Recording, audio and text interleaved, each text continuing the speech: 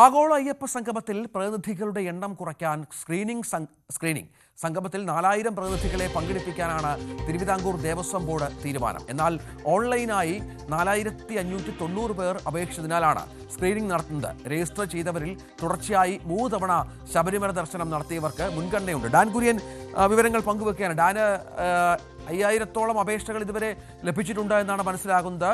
സർക്കാരിനൊരു മുൻഗണനാക്രമവും ഒക്കെ ഉണ്ടാകുമല്ലോ. എങ്ങനെയൊക്കെയാണ് ഇപ്പോൾ കാര്യങ്ങൾ തീരുമാനിക്കുന്നത്?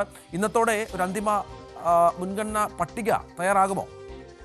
രഞ്ജിത്ത്, 4590 അപേക്ഷകളാണ് ഇതിനോടകം ഓൺലൈനായി ലഭിച്ചത്. ഇതിൽ നിന്ന് 1000 പേരെ ഒഴിവാക്കാനുള്ള ഒരു നീക്കമാണ് നടത്തുന്നത്.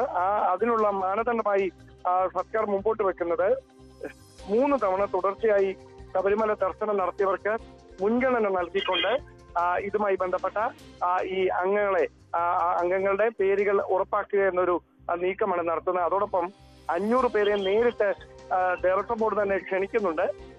അവർക്ക് കൂടി ഈ 4000 പേർ പങ്കെടുക്കുന്ന സംഗമത്തിൽ കൃത്യമായി പ്രാതിനിധ്യം ഉറപ്പാക്കേണ്ടതുണ്ട്. അതുകൊണ്ടാണ് ഓൺലൈനായി രജിസ്റ്റർ ചെയ്തിരിക്കുന്ന 4590 നിന്ന് 1000 പേരെ കുറയ്ക്കാനുള്ള ഒരു നീക്കം ഉണ്ടാകുന്നത്. അതോടൊപ്പം ഈ സ്ക്രീനിങ് കൂടി നടത്തിയതിനു ശേഷമായിരിക്കും അവരെ കൃത്യമായി ഈ അയ്യപ്പ സംഗമത്തിന് വേണ്ടി എത്തിക്കുക. എന്തായാലും ആദ്യം 3500 എന്ന് പറഞ്ഞതാണ് ഇപ്പോൾ 4000 പേരിലേക്ക് എത്തിയിരിക്കുന്നത്. ഓൺലൈൻ ആയി അപേക്ഷ നൽകാനുള്ള സമയം പൂർത്തിയായിരിക്കുന്നു. എന്തായാലും ഇനി കൃത്യമായി ആരാണ് ഈ പട്ടികയിൽ നിന്ന് ഒഴിവാക്കപ്പെടുന്നത് എന്നതാണ് അറിയാനുള്ളത്. ആകെ 4000 പേർക്കായിരിക്കും ഇനി അവസരമുണ്ടാകുക ആഗോള അയ്യപ്പ സംഗമത്തിൽ പങ്കെടുക്കാനായി.